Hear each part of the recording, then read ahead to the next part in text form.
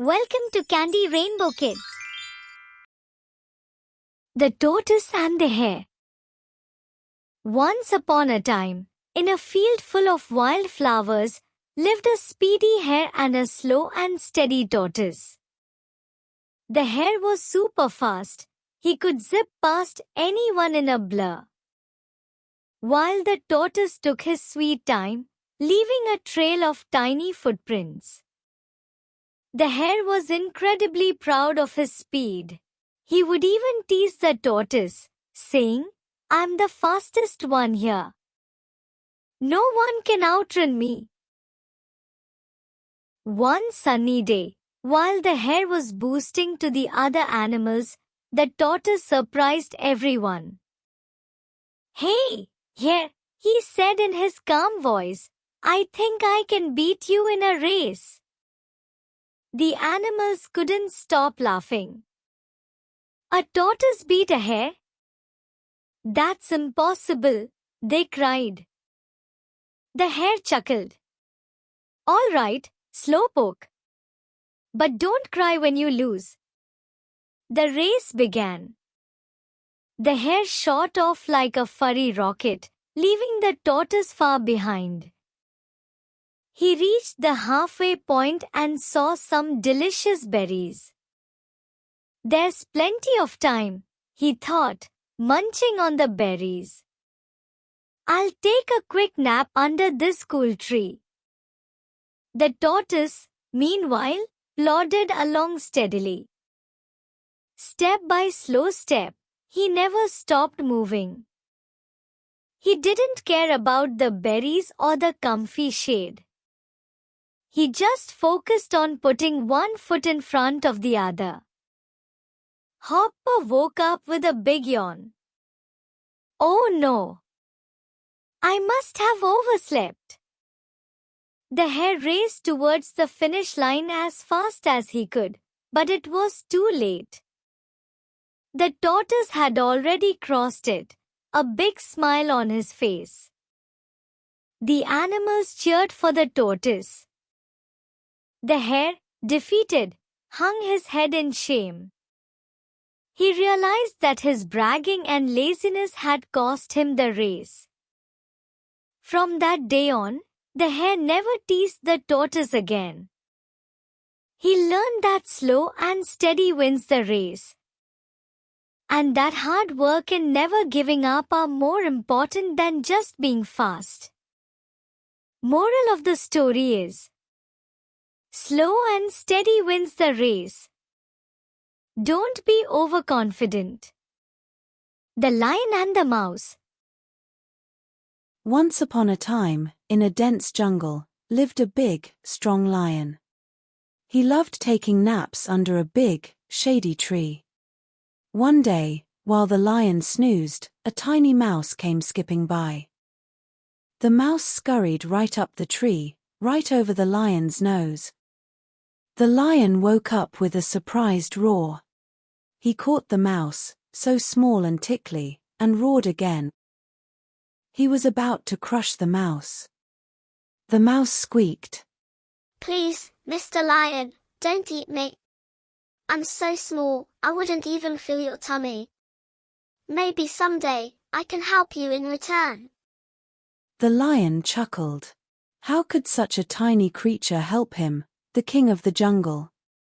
But seeing the mouse so scared, the lion decided to be kind. He gently put the mouse down and let him go. One day when the lion was strolling through the jungle, he got caught in a hunter's net. The lion begins to roar, pleading for help, tangled in the thick ropes. He couldn't break free. The mouse who lived nearby heard the lion and rushed to help him.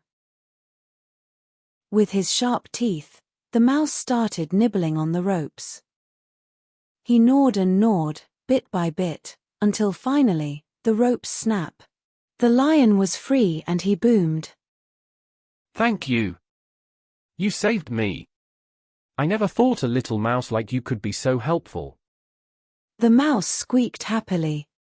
"See, Mr. Lion, even little creatures can be friends to big ones." From that day on, the lion and the mouse became the best friends. So kids, we have learnt from the story that be kind to others, even if they seem small. You never know when they might be able to help you.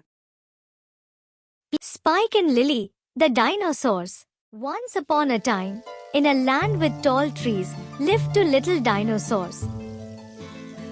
Spike, a bumpy stegosaurus with spiky plates, was big and strong, and Lily was a long-necked brachiosaurus. One sunny day, they were playing by the river when Spike saw a big, round fruit on a tree. "Look, Lily!" Spike shouted. "It's a yummy fruit." Lily looked at the fruit with big eyes. "It's too high for me, Spike," she said sadly. Spike, who was strong, puffed out his chest. "Don't worry, I'm tall. I can reach it." Spike stretched his neck as high as he could, but he still couldn't reach. He stomped his little feet in frustration. Lily had an idea. "Spike," she said, "let's work together." She lowered her long neck and Spike climbed carefully onto her back. Now, they were tall enough. Spike reached up and grabbed the yummy fruit. He climbed down and they shared the fruit, laughing as they ate. It tasted even better because they shared. And their friendship became stronger than before.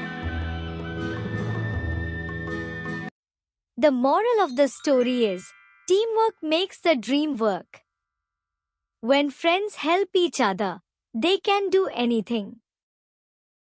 The Boy Who Cried Wolf. In a sunny valley, lived a shepherd boy named Tom. He spent his days watching fluffy sheep graze on the green hills. One day, Tom grew bored. To amuse himself, he yelled, "Wolf! Wolf! Help, there's a wolf!" Villagers rushed from their homes, armed with pitchforks and shovels. But upon reaching Tom, they saw no wolf, only sheep munching peacefully. Tom laughed. "Just a joke. You should have seen the look on your faces." The villagers scolded Tom for wasting their time and returned home. A few days later, Tom felt playful again. He cried wolf once more, and the villagers hurried to help. Yet again, it was a prank. The villagers were even angrier this time.